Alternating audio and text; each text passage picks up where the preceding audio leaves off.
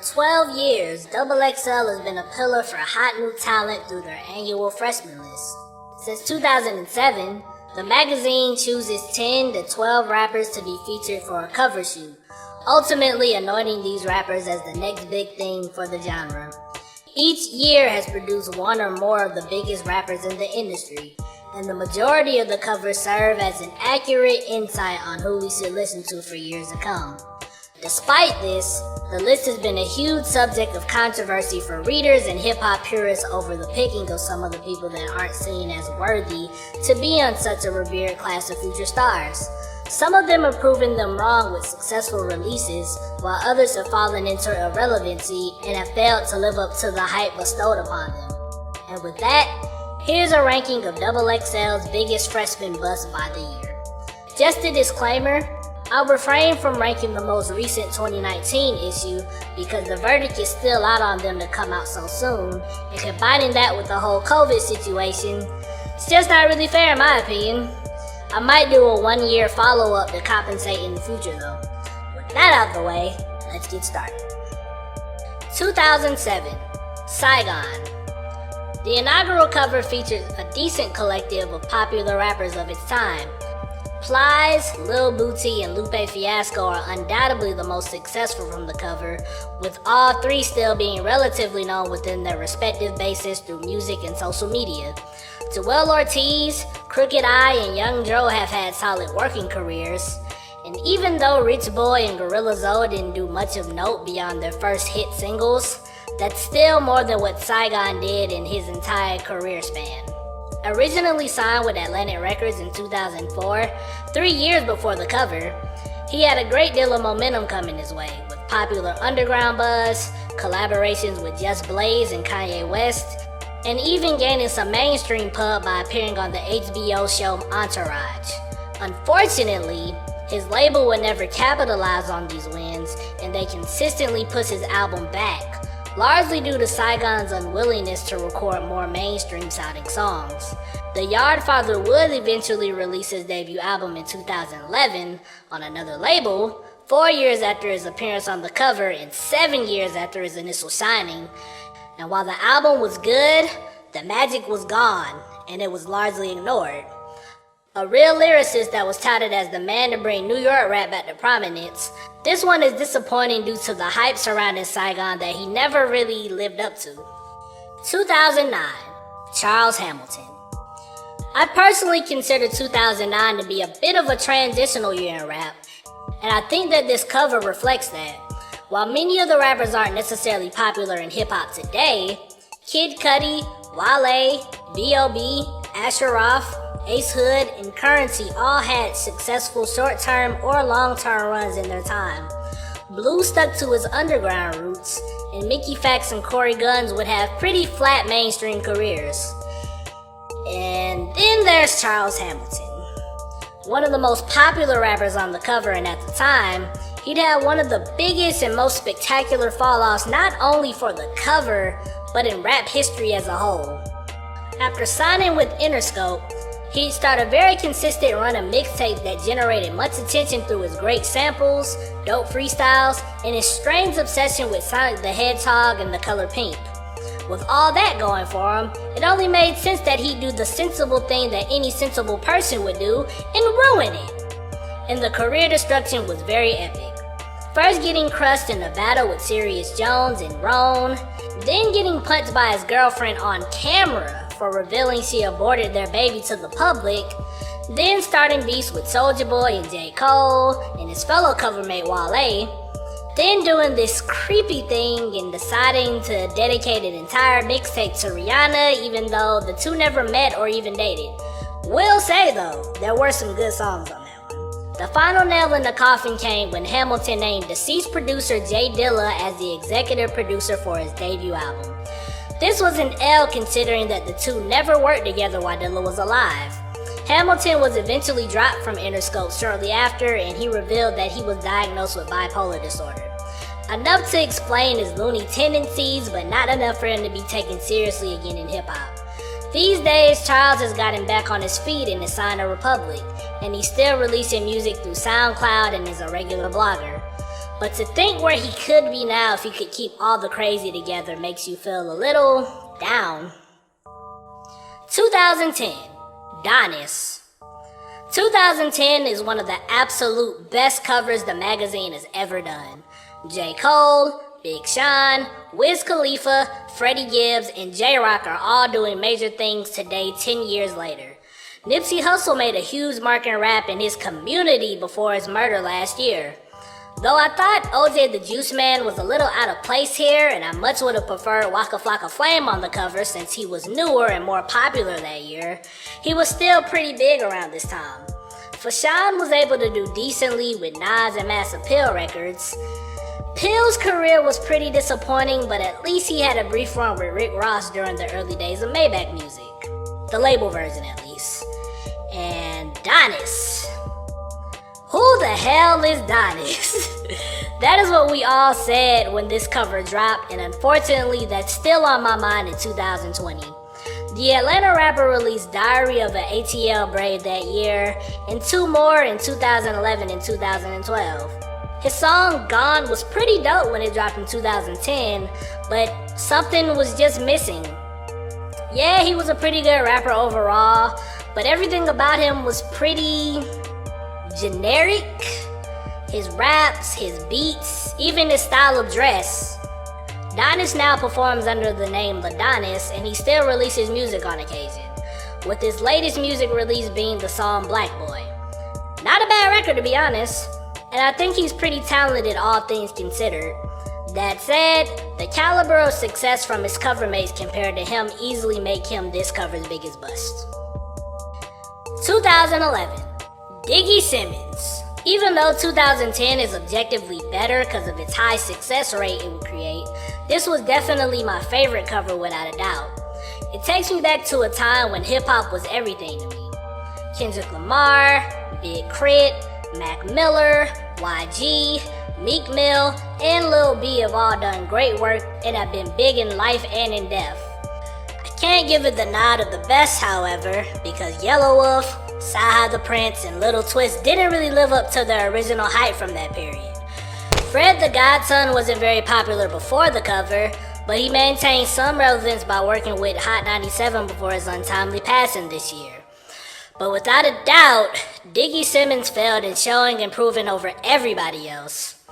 Of course, we know Diggy first got exposure as a child by appearing on the hit MTV show Run's House. But later, he branched out on his own by dropping two really good mixtapes, being a member of Lupe Fiasco's super rap group, the All City Chess Club, signing to Atlantic, huge co-signs from Pharrell and Kanye, and the show-stealing appearance at the 2010 BET Hip Hop Awards Cypher. And to put all this into perspective, Diggy did all this in 1 year at the age of 15. Basically a bunch of prodigy shit. So when he appeared on the 2011 cover, everybody predicted that Diggy would be a slam dunk success story and the biggest name of the chosen 11. The bad news is that his album strayed far from the lyricism and seriousness within his tapes and instead catered to kitty teeny bopper audiences. And when you take into consideration that younger and more cynical rappers like Earl Sweatshirt and Joey Badass came along a little bit after, made matters a whole lot worse. He did score a moderate hit with Jeremiah on Do You Like, but his debut album was lagging sales. He'd take another L in 2012 when he'd waged war with J. Cole in a beef where he was pretty much eaten alive with one freestyle. Woke up this morning to the rumors of niggas wildin'. Picture me hating on a young nigga with talent. Album flop, but it's cool, he caked out on his allowance. Only one thing that I ask of you haters, you can't diss a nigga if you got him on your playlist. From that one moment till 2018, he was largely quiet in releasing music until he dropped his second album to little attention. These days, Diggy remains a pretty popular public figure and has redirected his energy towards modeling and acting on the hit TV show Grownish. But it sucks that musically, the number one pick on this list didn't do much with it. 2012, Roscoe Dash. In my opinion, this cover is definitely one of the more underrated. Arguably the most underrated behind another year that I'll cover soon. When it initially dropped, people were heated by the pics and particularly upset that A$AP Rocky was snubbed. But when you map it out years later on where they all are now, this cover's pretty great. Future, Danny Brown, Hobson, Fritz Montana, Machine Gun Kelly, Macklemore, Kid Ink, and Iggy Azalea have had runs at one point or another after the initial cover. Don Tripp, while not as successful as others, has built critical acclaim with his releases with Starlito. And, well, Roscoe Dash wasn't even able to release his debut album. To be honest, his inclusion wasn't really needed, being that his run spanned all of 2010, and that's pretty much it. That said, he did feature on a really big song with Big Sean and Kanye in 2011, so I guess it's justified. But after that, he really didn't do anything that was super important. His last tapes since then, like Das Effect 2, have been pretty lackluster to put it lightly, and he's probably best known for his small Twitter war with Wale and Good Music over not being credited on Lotus Flower Bomb and the Cruel Summer album. He last made headlines for revealing that he's paying his bills as a Lyft driver. And honestly, I am not mad at that at all. Don't let them shame you, Roscoe. Get your bread. Real talk. 2013, Kurt Cobain's. I debated heavily between Kurt Cobain's and Trinidad James for this position, as both had huge fall-offs and weren't able to release their major label debut albums. But I had to give the edge to Trinidad because while his fall-off was much more publicized, he was at least able to pivot and reinvent himself as a fixture in the entertainment and fashion industries. This was a really good cover full of some of rap's most talented and successful rappers at the time, like Travis Scott, Schoolboy Q, Joey Badass, Logic, Chief Keef, Action Bronson, and Ab-Soul. Dizzy Wright and Angel Hayes did okay with their releases, but Kirko kinda got left behind. After having one of the biggest records of 2012 with Drink in My Cup, the song that dethroned The Motto off the Billboard charts. The Motto, the biggest song of the year, The Motto, off the rap charts. He rubbed many of his Texas rap peers the wrong way after complaining about being left off of a Beyonce remix put together by some of Houston's biggest names. Sadly, he wasn't able to really recover, and much of his popularity would wane soon after. After another failed single, his debut album was shelved and he left his label. Nothing of note has really come from Kirko since then. Where you at, Kirko? 2014, Troy Ave. Troy Ave. Twitter's analogy to describe Mia Khalifa's porn career. If there's one artist that didn't live up to his self-appointed hype, he might be the poster child. 2014 was a pretty good cover with the likes of superstars like Chance the Rapper, Ty Dolla $ign, Lil Durk, Kevin Gates, August Alsina, Rich Homie Quan, and Isaiah Rashad. Side note, please come back, Isaiah. We really miss you. Lil Bibby reinvented himself as a label executive. Vic Mensa's been a little bit disappointing, but he still consistently dropped music over these past couple of years. John Connor's been stuck in label hell, while Jaron Bennon pretty much stayed on the independent route. Troy Ave? Nope. After building a pretty decent following independently through projects like Bricks in My Backpack and New York City the Album, and co-signs from Raekwon and Pusha T, Troy would anoint himself as the rapper that was, quote, restoring the feeling and bringing New York back to the way it used to be, ultimately pulling a Donald Trump to make New York rap great again. Just sucks that he was pissing everybody off in his city and out of it by sneak dissing numerous people in sight, calling Kendrick Lamar and Kanye West weirdo rappers, hitting Sway in the morning and being outed for not being able to freestyle, and reaching an all-time low by beefing with Joey Badass and dissing his dead homie Capital Steez. With all of this publicity and eyes on him, you'd think his first album would do monster sales. Well, think again. Major Without a Deal sold less than 5,000 copies in its first week. Horrible numbers that made him the laughingstock of rap music. His problems went from embarrassing to tragic in 2016 after he was involved in a shooting at Irving Plaza, which left 4 people injured and 1 dead. Since it's ongoing, I don't want to get into too much depth, But this bad situation has more or less put his career at a standstill. Time will tell on whether he'll crawl out and restore the feeling like he promised 5 years ago, but for now, all we have are what ifs.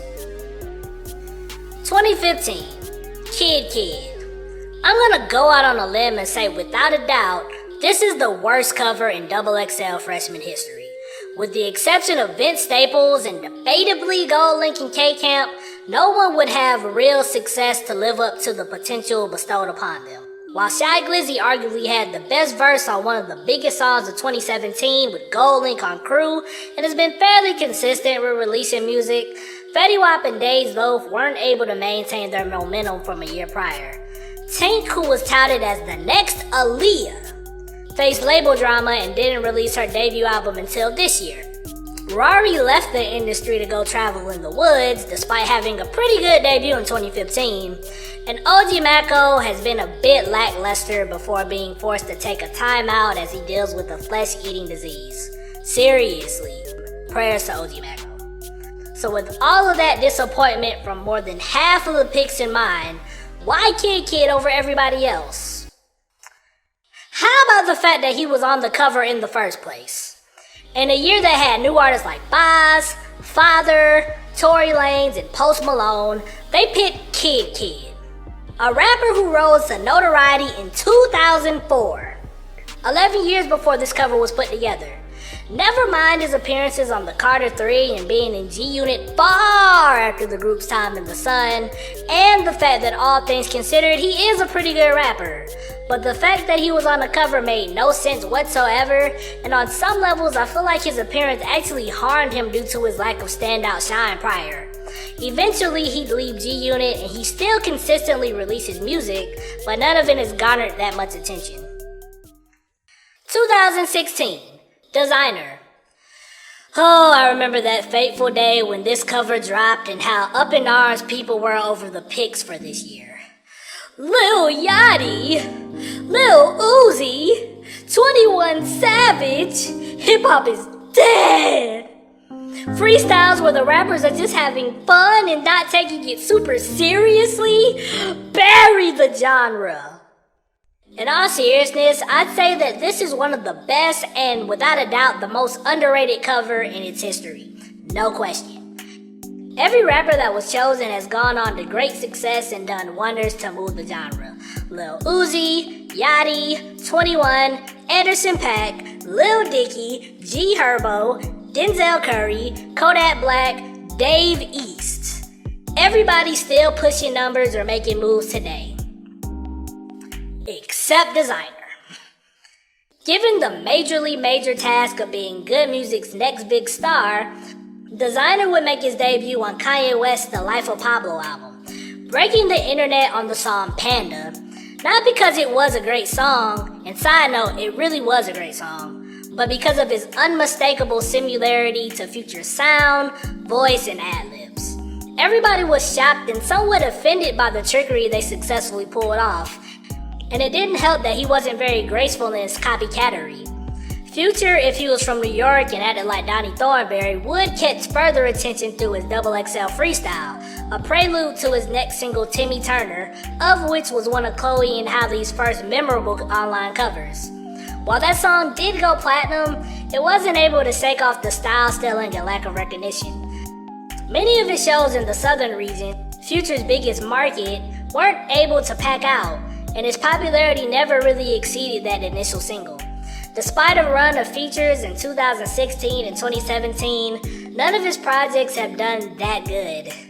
Designer would try a bit of reinvention by leaving good music and toning down much of his eccentric social media, but it hasn't really been enough. And here we are sitting and waiting for that comeback. Well, not really. 2017, Cap G. This cover was a little bit on the side. Not incredibly terrible, but a bit disappointing considering that many other people on the cover could have arguably been on the cover the year before. XXXTentacion, A Boogie, and Ugly God were relatively fresh picks, but Playboi Carti, Kamaya, Kyle, Made in Tokyo, PNB Rock and Amine all saw their first glimpse of big exposure in either 2015 or the very beginning of 2016. So this year kind of felt like, well, you couldn't be on the cover last year, so we got you this year. But Cap G has actually been in the industry since 2012, and he got early co-signs from Pharrell and a significant role in Dope, one of the more iconic movies of the 2010s, and he was able to produce his biggest hit in 2016 with Girlfriend. But by the time he appeared on the cover the next year, his buzz kind of started to get quiet. Cap blames much of his lack of success on his label's control of his work. Not much can be said past that. He has dropped many singles as of 2020, but none have really blown up. Cap G is definitely a good rapper, and I think he can still make a valuable comeback, but for now, we have to wait. 2018, Smoke Perp. This cover mirrored the previous year in that most, if not all, could have and probably should have been on the previous edition. All the pics, while many of which were great and successful, still were long exposed prior, and to make it worse, there were many artists like Cardi B, NBA Youngboy, Buddy, and T Grizzly that were snubbed. To make it worse, the guy that everybody wanted to be on the cover, Lil Skies, turned it down. And this was seen as the first time that maybe the cover wasn't as important as it used to be. Picking this year wasn't that easy, to be honest. I can't really say that anybody here has been incredibly unsuccessful these last 2 years, but Perp is on the spotlight due to his antics inside and outside of the music. Smoke Perp originally gained popularity by helping Lil Pump Pop, signing to Travis Scott's Cactus Jack label, and having a platinum single in Adi. Sounds like some real promise as a huge star, right? Well, that fell apart when he ran his mouth and got attacked by Russ's Super Saiyan Nigerian goons on camera. Since that moment, he hasn't really been seen the same in terms of respect by hip-hop fans, and he's toned down a lot of the wild shit on his social media considerably. To make matters worse, he never dropped anything on Cactus Jack and eventually left the label. The final L was the release of his project Dead Star 2, which was leaked early and completely flopped as a result. Perp spent over $2 million on this album, and it debuted at 137 on a major label. His newest album, Florida Jit, has done even worse, and he hasn't charted at all.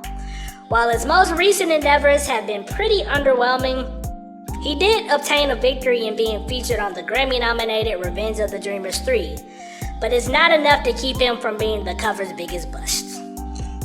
Do you agree with my list? How would you rate XXL's biggest freshman bust? Let me know in the comment section. Be sure to subscribe to my Mama's Garage. I'm Calvin, and I'll see you next time.